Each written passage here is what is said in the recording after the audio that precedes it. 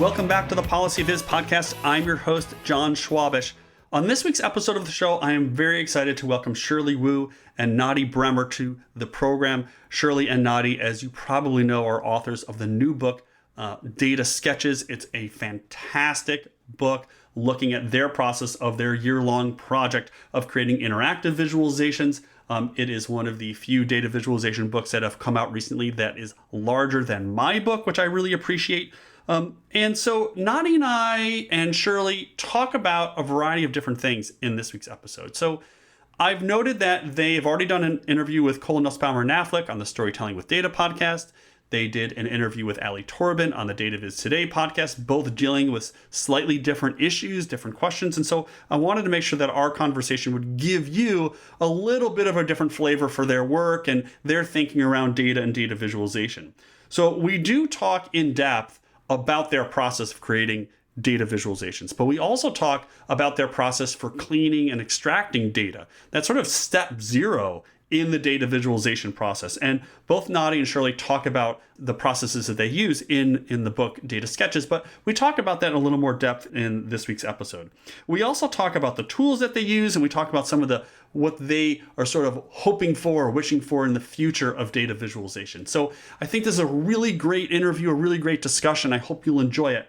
And before we get there, let me just give you a couple of other things to check out on PolicyViz. So I am about to publish a few more Excel videos if you're interested in learning how to expand your use of Excel to create data visualizations. I'm also starting a new series on the new Clubhouse app, which is an audio-only app. I'm starting a new weekly series. It'll take place at Thursdays at 12 o'clock Eastern Time. It's called All Charts Considered. Yes, it's playing off of the NPR show, All Things Considered. We're going to talk about all things going on with charts and data visualization. And so check out that app. If you need an invite, just send me a note, send me a DM, or you can send anyone who's on the Clubhouse app a little note to get your invitation. So I hope I'll see you on the Clubhouse app. So before we get to the show, let me tell you a little bit about my guests. Shirley Wu is an award-winning creative focused on data-driven art and visualizations. She's worked with clients such as Google, The Guardian, Scientific America, and NBC Universal to develop custom, highly interactive data visualizations. And Nadi Bremer is a graduated astronomer. That's right. So if you've listened to the show, you know people come from all walks of life. So Nadi is an astronomer. She's turned data scientist, turned freelancing data visualization designer, and she's worked for companies like Google, UNESCO, the New York Times, and Sony Music. And both Shirley and Nadi create amazing visualizations that are both print and online, as you'll hear about in this week's episode of the show. So I hope you will enjoy this week's episode of the PolicyViz podcast. And here's my chat with Nadi and Shirley. Hey, Shirley. Hey, Nadi. Great to see you. How are you both doing? Welcome to the show. Ooh, hello. Thank you so much for having us. Yes, thank you. I am very excited to chat with you. Congrats on the new book. It is, first off, okay, so first, it's a beautiful book. It's amazing. And also, it's larger than my book. So I really appreciate the fact that it just sort of dwarfs my book on the bookshelf. So I appreciate that too. But congrats. Happy to help. Thank you. So we have a lot to talk about, and I'll just preface this whole conversation for folks who are listening that you've done a couple of other podcast interviews with folks in the data viz field with Cole Affleck over at Storytelling with Data and Ali Torben over at Data Viz Today, and I'll put links to those two shows. We'll try to avoid rehashing the same topics. So I have a couple of new questions for you, and we'll see what we can talk about and cover. I want to start with, I think, what's sort of the central tenet or theme of the book, which is the process by which you both create your visualizations. And before we get to the actual the visualization creation process, I want to start with the data part, sort of step zero of this whole process. And maybe I'll throw this over to Nadi to start, because I know in some of the previous other interviews I've listened to, you've talked about collecting some of your own data, and I know you come from this astronomy background, so you've worked with lots of data. So can you talk a little bit about, how you think about cleaning data, whether you should be visualizing the data, whether it's objective or not, like all these huge questions about data. If you could answer those in 30 seconds and give everybody the answer, that would be great. Right. Yeah, sorry, Right. no, I don't have the magic answer to that. I can, it's always the it depends. That would be my 30-second answer. Yeah. And yeah, so for data sketches, where we basically, Shirley and I went through 12 different topics, and we both created our visualizations based around this sort of singular topic word, like books or nostalgia or fearless. And because we wanted to create things that were fun, we were often going into directions that were less sort of not the government type data, but things like Hamilton or Dragon Ball Z or SF MoMA. And that meant that we had to collect our own data and do it manually. But also throughout that process, for example, there is a topic where we had the Olympics, and I had this data set from the Guardian where they gathered all of the medal winners for every Olympic game that has ever been happened since the very first one in 1896. And while I was working through that, you kind of, you feel that the Guardian is a very respectable source, but even there, in such a large data set with thousands upon thousands of rows, things can go wrong. So at some point, I noticed when I made my first visualization that some of the medals were missing, and then I felt like, oh wait, of course, I need to take a step back and actually check this data set to see if things make sense. But I don't want to manually check every single value. That would have kind of defeat the purpose of relying on a data set. But also it was a personal project, so there's only so much time. So in these cases, and in general, I like to find proxies. So I like to think about adding total values. Like if I add up all the values from all of my separate observations, does the total make sense in a way? Or if we are talking about percentages, should the total add up to 100%? And if yes, does it actually sort of get there? And for the Olympics piece, one of the things that I thought about was, well, I have all of these separate medals, and if I look only at the gold medalists, if I add them up per Olympic edition, do they add up to the total number of events that occurred during each Olympic edition? Because that should be like a one-on-one thing. So on Wikipedia, I could find the number of events that occurred for each of these, and I compared that to the number of gold medals that I had. And then I found some really interesting reasons why either there was a difference in gold medals, for example, a wrestling match that lasted for more than 9 hours, after which they felt like, you both get silver. Although I feel that would have been like a gold effort. Like you both get gold. I feel that's a gold effort, yeah. Yeah, but another thing was that in that particular data set, for a few of the editions, the horses were also included as having one gold, which was kind of interesting to see, like Princess being a woman winning gold in the Olympics, and Lady Merca and these kinds of things. Right, that was kind of funny. But in the end, I felt like... Do you think they had a different a podium, like the podium was bigger so the horse can get up there? I don't actually know. Yeah, that would have been fun though. Yeah, that would have been fun. Yeah. Fixing those kinds of issues, and then really understanding that, okay, so now all of my gold medals do add up. I had so much more trust in the data set, and so even if you have data sets from wherever, it's always good to check to see if it kind of makes sense, and don't assume from the very start that your data set is correct, because there's always something weird and odd going on with data sets found online. Yeah, absolutely. Yeah, especially online. Yeah, especially online. So Shirley, I want to turn the question a little bit, pivot it a little bit for you. So when you are working with clients, so I'll sort of jam these together, but when you're working with clients, or you're just looking at stuff, visualizations, out in the world, are you, for the client work, are you making sure that you're going through the data? Do you make them go through the data? Like, is there a quality control that you do with them? And then when you're looking at stuff out there, are you thinking about, does it seem like the data that they're showing me makes sense? Does that enter your thought process? Like, I'm looking at this great visualization, but did the person do these checks that Nadi did? Like, how do you think about that as you're going through your day to day?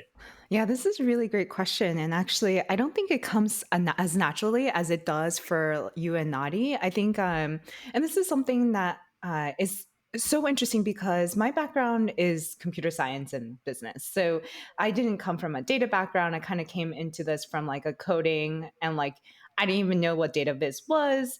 And so for years, I would, and this is one of the big things I learned from data sketches and from Naughty, which is like for years, I made data viz. Not knowing how important it is to validate and verify the data. Because for me, I'm like, oh, this is self-expression. And then yeah. Both of you are like, oh God. Because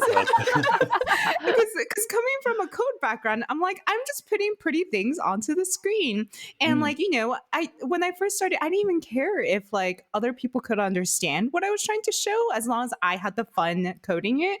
And it wasn't until I started reading and I don't think I really fully grasped what it meant to make data visualizations until I started data sketches and I started reading Naughty's like data sections and reading through like, yeah, like one of the first things I read was about how she validated her data. And I'm like, whoa. And I was like, whoa, this is important. And then as you know, I started to realize how important it was. I became more and more aware of it.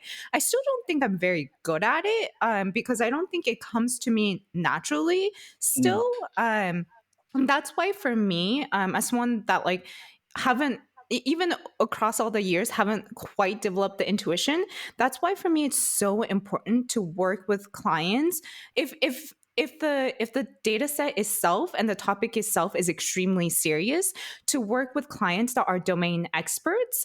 Or like I won't touch a topic or a data set that's sensitive unless I can guarantee that I'm like working with the domain expert to make sure that I'm presenting it correctly, because I know that I still don't have the best intuition for verifying data. And that's why I think even when I see something, I'm only now just starting to develop the like spidey sense of like, wait, this data set doesn't, I think it's only in the last 2 years that I've like started to like question data viz and be like, this data source doesn't make sense or it feels misleading. And so that's also why in my personal projects, if I just try my best to do like pop culture things that can't offend anyone if I accidentally don't verify all the data correctly. Right. If I have the script from Lord of the Rings, like if I said Gimli said something that Legolas was supposed to say, like, okay. But when you're like showing COVID data, like that's a serious thing, right? That, oh yeah. So what are those without, obviously violating anything that you can't say, but what are those conversations like?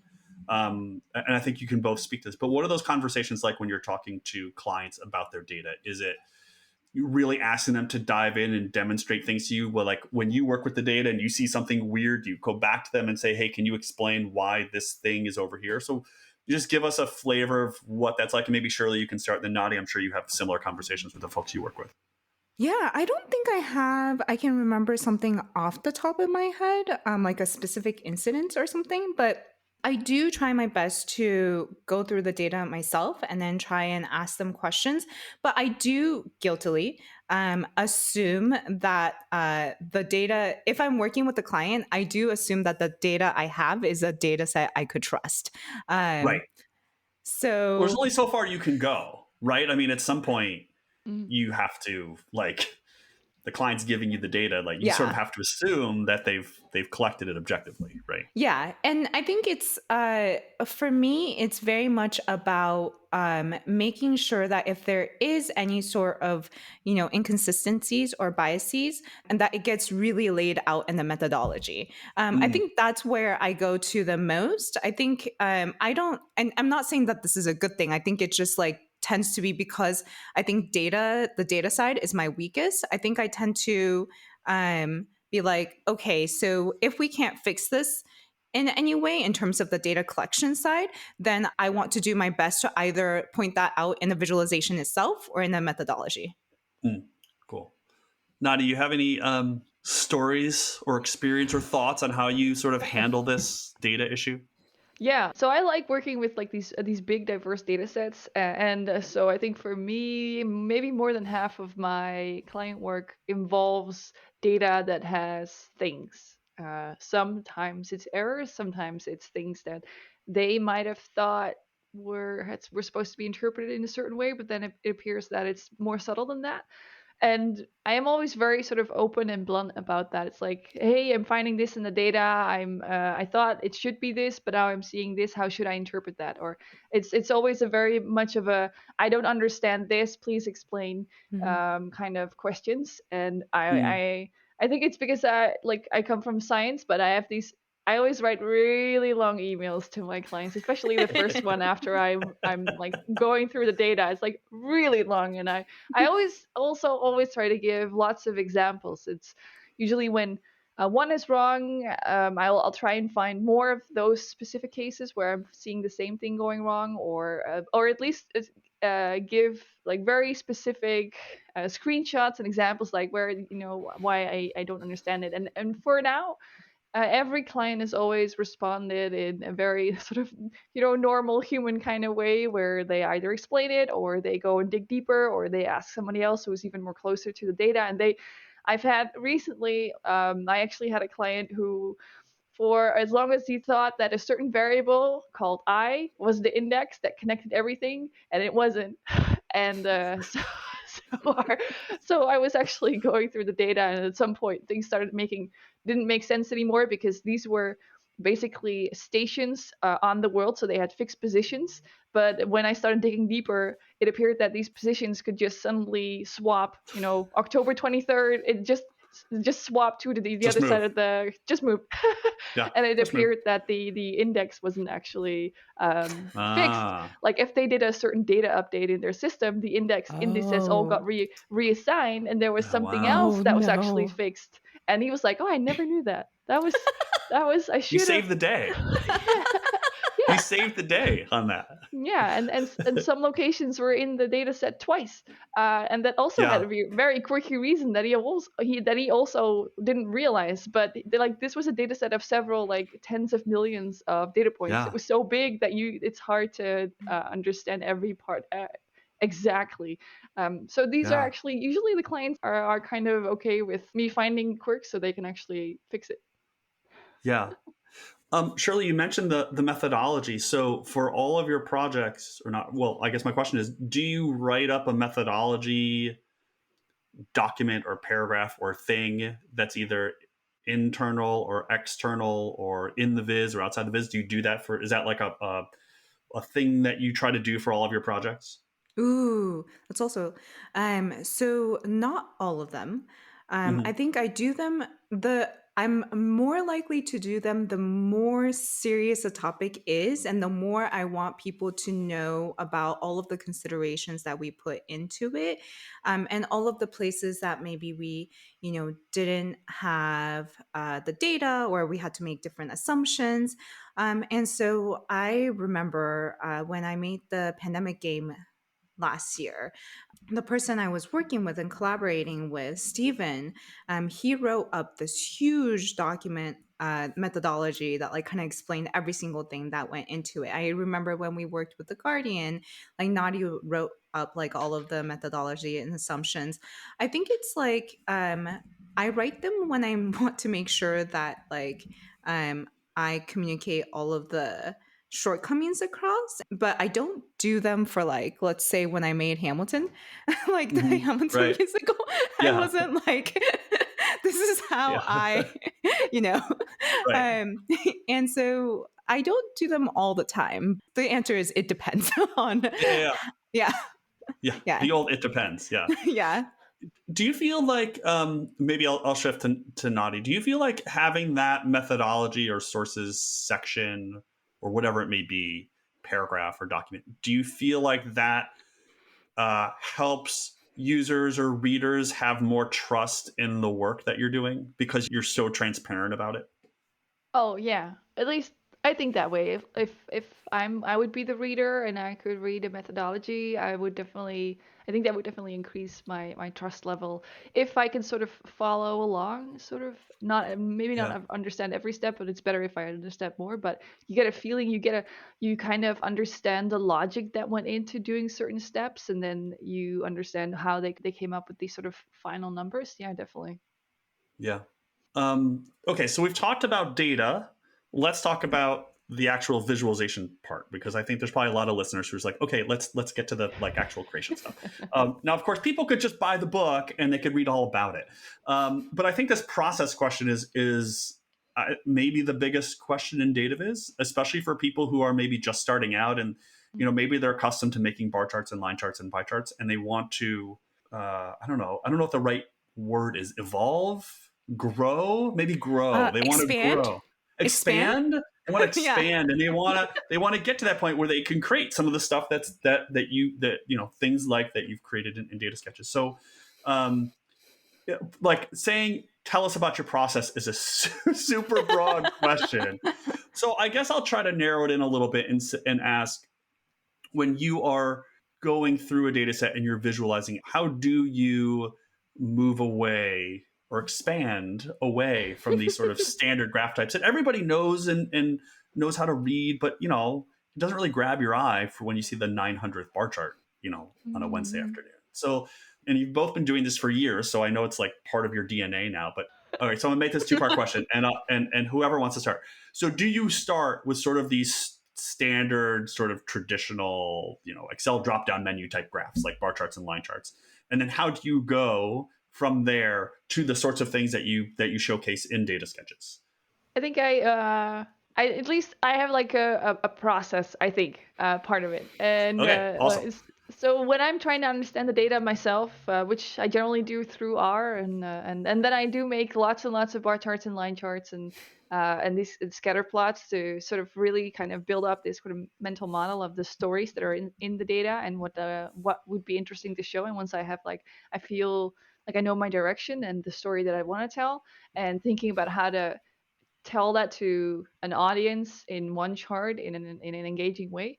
For me, I think if you're just starting out and wanting to make that step, I would definitely, at least that was my tactic. I see what other people have done, and then I go and find one that I think is just awesome, or actually many of them that are just awesome. So I use Pinterest boards for that, and I had it on there, and then I look through my Pinterest board and I have sort of my data set and my goal in mind, and I try and sort of project that data set into the way that person made that specific chart. And I feel like, oh yeah, maybe if I use this variable on like the size of the circles in that visualization, and I use this variable on like the lines to connect them in the same visualization, yeah, I think that could work.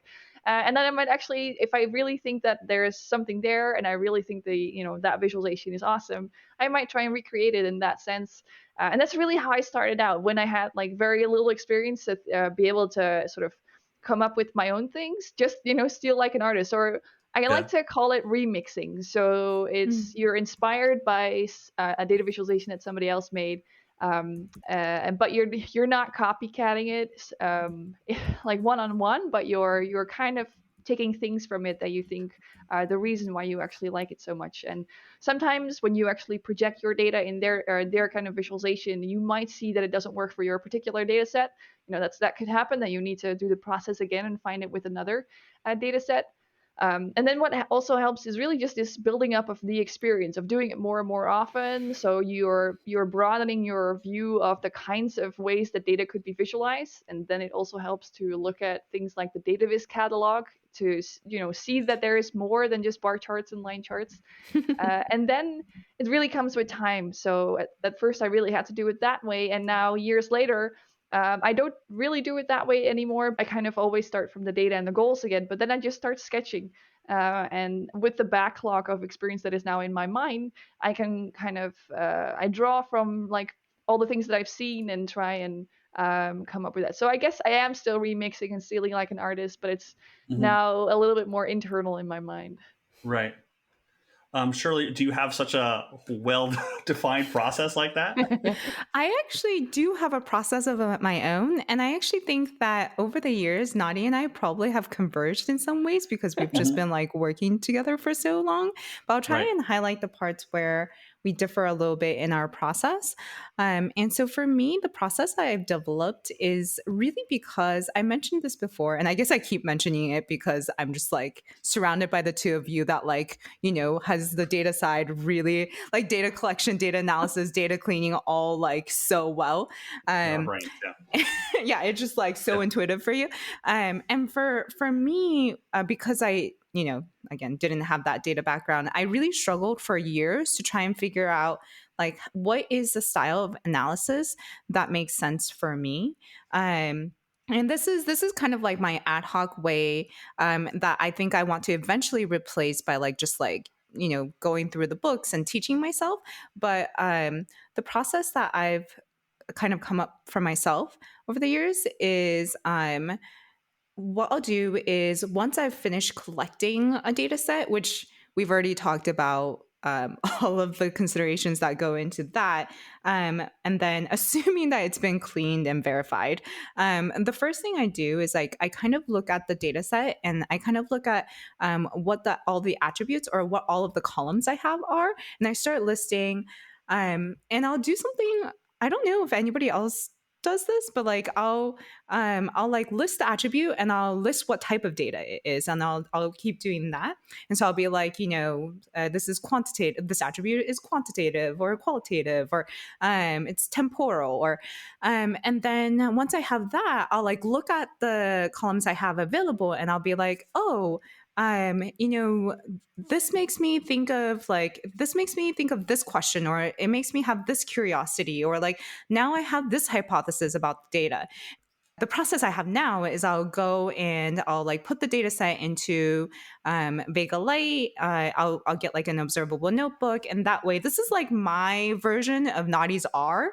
And then Mhm. I'll kind of like start plotting it, and that's why I like to list the type of data first, because then it really helps me figure out what kind of quick charts, it like would lend itself well with. Um, and I'll explore that way, and I'll try to answer all of my questions and hypotheses. And some of the questions and hypotheses I'll be like completely incorrect, but in that like exploration, I'll find something interesting. I'll jot that down as like another thing to explore, and I'll keep exploring until I find like the set of things that I'm like, oh, this is the set of things that are really interesting, and I want to build the visualization around this to like communicate this finding or this set of findings. And then from there, what I do is like I completely forget all of the like quick charts that I used. And I just go like, okay, now that I have this central message, which is kind of like what Nadi was saying about her goal. Now that I have this message or goal, how do I want to communicate it? How do I most effectively communicate it? But also in a really interesting way, such that it grabs people's attention, because Right. and I guess this depends on who my audience is, but for all of my personal projects, this is for a general audience. So I want something that's like fun and delightful. Yeah. And from there on, I completely try to forget any charts and any visualizations of anybody's I've seen. So whereas like Nadi goes and finds like other charts that like she gets inspiration from, I try to forget all of them. And then I'll use a Pinterest board. But what I do is I try to find a Pinterest board for like mood and colors and shapes and like general shapes that have nothing to do with data viz, and I'll see if it like sparks my imagination. Um, Mhm. and then from there on, I'm like, oh, actually, like, this set of like inky dots actually makes me think of like this. And then actually that like looks kind of like a like, network. And then that's how like I start Yeah. thinking of the visualization itself. And then from there on, I'll start sketching. This is something I used to really dislike doing, but because of Nadi's insistence, I started doing, and now I'm appreciative of it. And I'll start sketching out my ideas and jotting them down. And then eventually I'll convert that into the visualization itself. And that's my process. And I think a lot of it is that I realize how important it is to understand the data, which is not Yeah. something that I used to know. And that's why I developed that whole like process at the beginning. And then also the second part about like forgetting about all of the charts, I think it really is like a weird, it gets into my head when I feel like I've copied someone. I'm like, oh, I don't know where this comes from, but I'm like, oh, um, and I feel like this is something I'm working on getting like over. But I'm like, if I copy anyone, I'm a fake. Like I don't know, but and it really gets into my head. I'm not Yeah. trying to. Yeah, I don't think that way of anyone else. But like if I do it, I just like beat myself up over it. And that's why I think I try to look for inspiration. In tangential fields, and I'll try to look for inspiration in nature or in art museums, and um, so yeah, and I think that's probably why sometimes I'll come up with things where like people are like, "Huh, that's Yeah. not what I would have expected for this data Right. set," and I'll be like, "Yep, me neither." Well, it's interesting, and it's a whole other discussion. I think is at what point do you need to cite someone else's visualization, right? Like we don't Mm. cite William Playfair or Florence Nightingale every time we make those charts, but Yeah. at what point? And that's a whole other discussion. I did want to ask, when you have that final visualization and it's up and you're looking at it, it doesn't resemble really anything that anybody has ever created. It's like this new visualization, which is Mm. like, Nadi, I think I have, well, I know I have one of your visualizations at the end of my book, because it's Mm. like, here's this whole library of graph types, but like, it's not finite, it's an infinite space. But when you're done and you're looking at this thing that you've created that's like, no one's ever done it before, you like, holy shit, I just created like a whole new thing. Like, does that like occur to you, or you're just like, no, I just made a visualization and let's see if people like it. Yeah, just just made a visualization. Hope people like it. If Yeah, not, I yeah, like it. yeah. Um, I think for I generally have that, except for that Lord of the Rings visualization that mm, I Mm, created, which is heavily based on a chord diagram, a specific type of visualization, but then kind of mutated into a thing that is like it's been evolved into something that's no longer compatible with the first, so it's become its own species kind of thing. right, right. And then somebody said I should make it into its own chart, and then we called it the loom with the strings. So then it became, so in itself, I was suddenly very aware that this became a new possible chart type if people wanted to use it. Yeah, Um, yeah. so sometimes it kind of still comes into my mind, where I think also one of the later visualizations that I did about Cardcaptor Sakura, where I think, oh, this is kind of, I haven't seen this yet, but it feels like it could be, how do you say that, standardized in a way that could be used for other data sets as well. And that one actually pops into my mind because I've had several emails from people saying like, Mm. hey, this kind of visual, I kind of want to use it for different data sets. So then I feel like, oh, I guess maybe it is a new kind of chart type, even though it's a very Yeah, niche thing, and it will right, only be useful for like a handful of people. right. Yeah, yeah, I I do want to also say on the topic of citation, yeah. I do think of, for example, like what Nadi says about remixing. I think when she remixes, it's truly a remix where I don't think you can see the hint of the original as much, or I think you can see bits and pieces of the original, but like it's all kind of then wrapped up together into something that's new and Nadi's. And I feel like in those sorts of cases, she's like kind of, it's like that like Creative Commons, and then like what's like she's Mm. like Yeah, modified enough of the yeah. original that's her own, that I'm Right. like, I don't think you need to do any sort of like inspired by or anything. But I also come across examples of like when it's like a 1-to-1, it's almost like a 1-to-1, and maybe they like change the data set or something. In Mm. Yeah, that case, I would feel really unhappy if there's no like inspired by like Mm. yeah. this piece or something. And I think that's really the big difference. If somebody uses the exact same code Hmm. and very similar data set, I believe that's just plagiarism. Yeah. Yeah, yeah, Yeah. yeah. And that Yeah. just should not happen. Now, let me take a twist on this. So you both share a lot of your code, and a lot of the code Mm. people can just get by inspecting the code.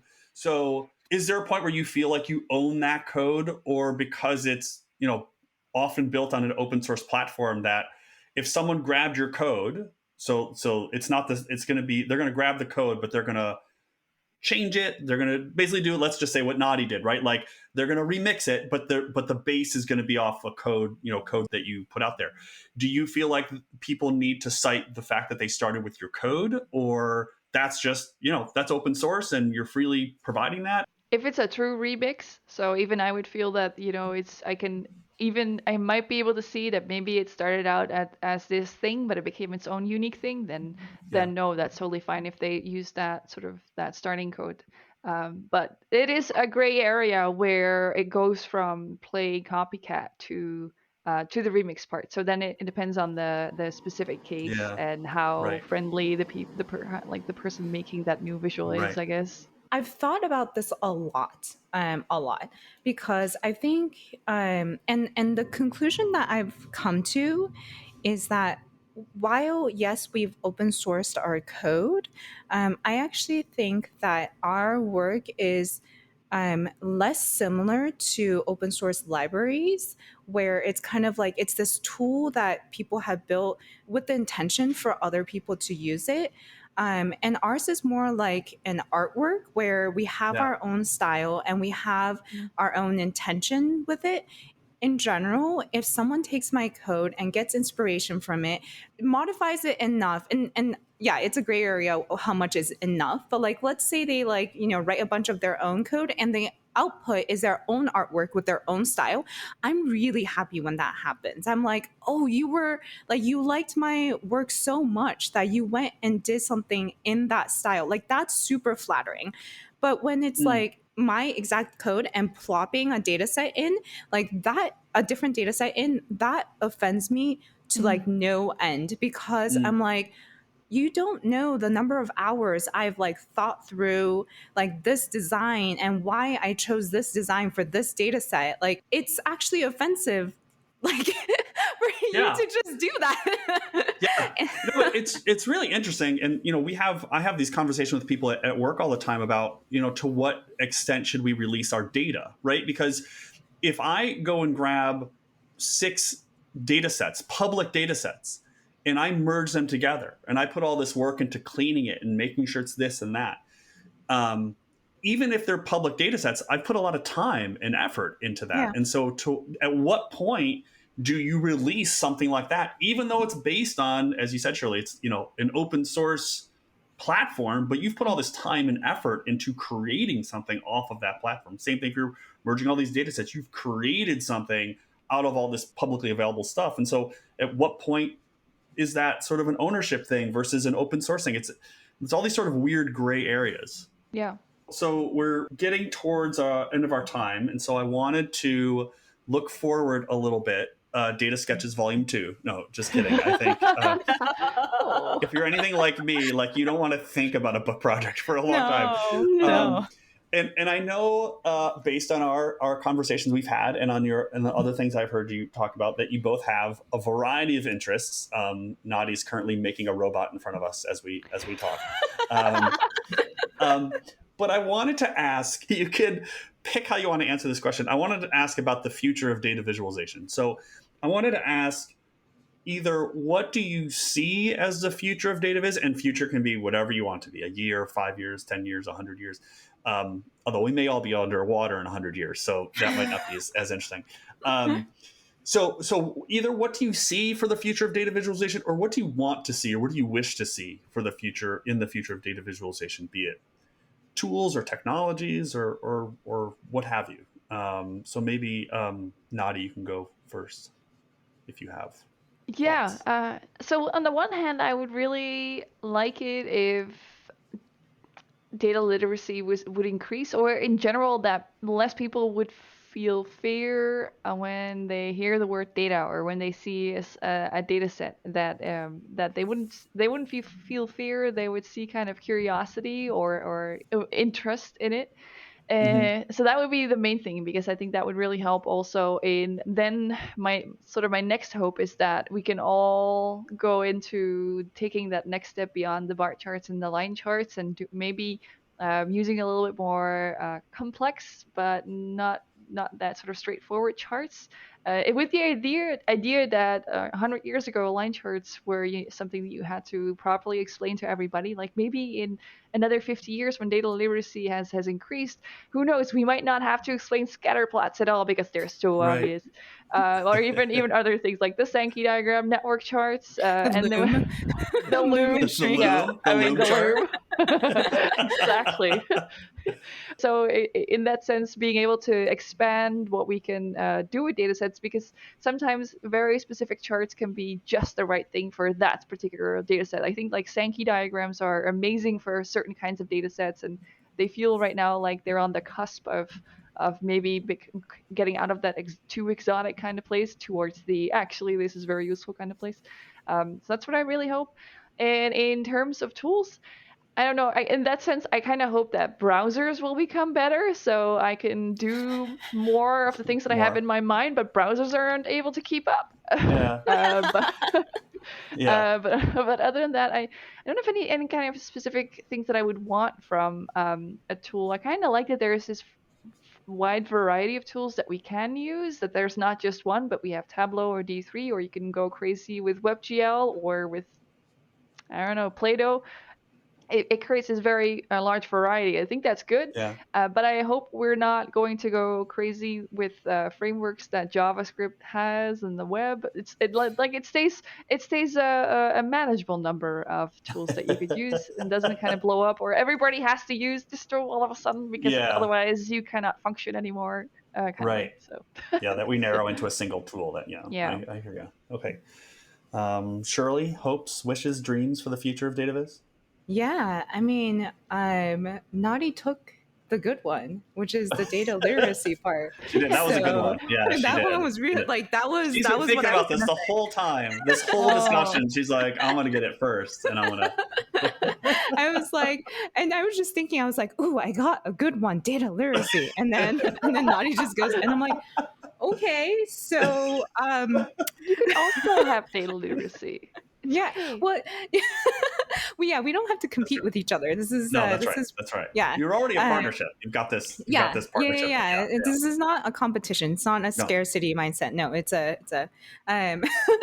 yeah. So that's something that I was thinking a lot about. Earlier on in the podcast, we mentioned something about methodologies, and I just thought like we know to look at methodologies because like as data professionals, like that's the first place we'll look at to like verify a chart and to understand where it's coming from. But that's not common knowledge, and I feel like it's on top of being able to like see a chart and recognize what it's for.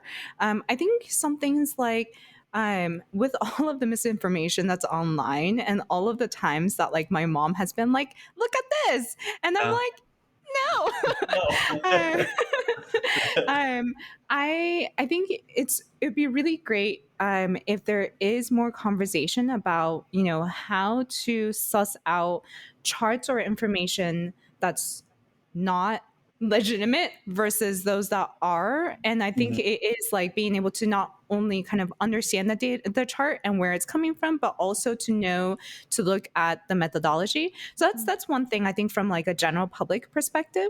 Another thing that I'm excited about and have been quite excited about is like how data visualization is becoming more prevalent in kind of like the industry from like a corporation perspective. I think even like 4 or 5 years ago when I first started freelancing, most companies were like, data viz, what's that? Like they like kind of just starting to understand the importance of like data science and data analysis and like thinking about visualization as a separate practice for communication wasn't even a thought on most companies' minds. And I think that's slowly like starting to change. And I'm very excited for that to happen, where we get to a place where companies understand the value of, maybe it's like internally understanding their data and the importance of communicating it, or even the importance of communicating it to their consumers.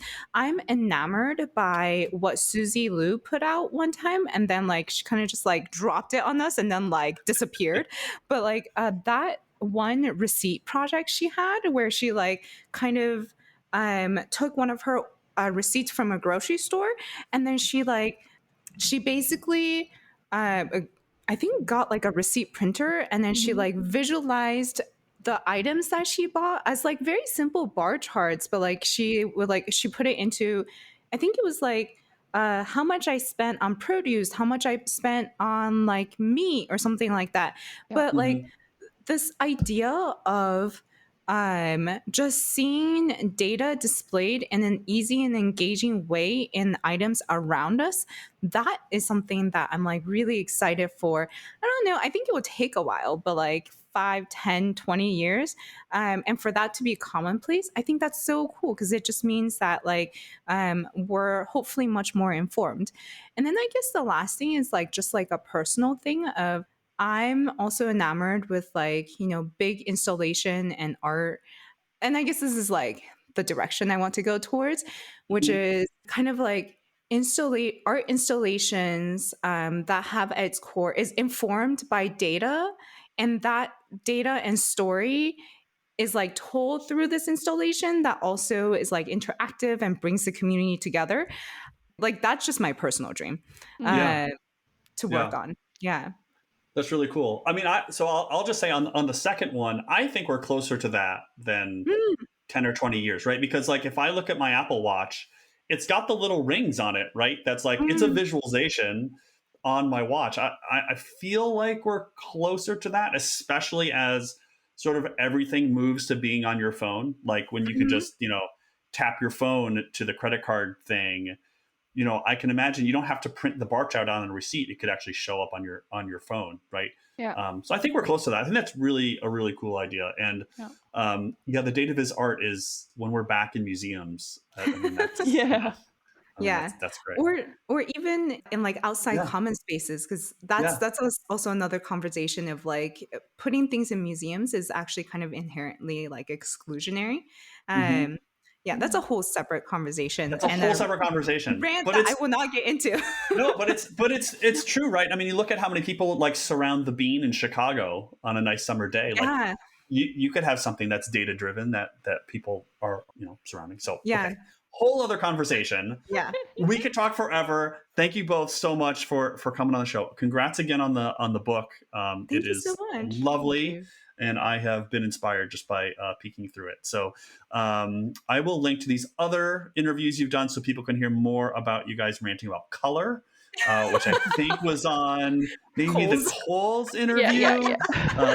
More on process on Allie's interview. So there's a lot that people can learn from. So thanks to you both for coming on the show. It's been really great chatting with you. Thank you so much, John. Thank you for having us. It was a pleasure. And thanks so much for tuning into this week's episode of the podcast. I hope you enjoyed that. I hope you'll check out more episodes of the podcast going back through the archives. I hope you'll also join me on some of the new episodes of the All Charts Considered sessions on the Clubhouse app. Again, if you need an invitation, just send me a note over at policyviz.com. So until next time, this has been the PolicyViz podcast. Thanks so much for listening. A number of people help bring you the PolicyViz podcast. Music is provided by the NRIs, audio editing is provided by Ken Skaggs, and each episode is transcribed by Jenny Transcription Services. If you would like to help support the podcast, please share it and review it on iTunes, Stitcher, Spotify, or wherever you get your podcasts. The PolicyViz podcast is ad-free and supported by listeners. If you'd like to help support the show financially, please visit our Patreon page at patreon.com/policyviz.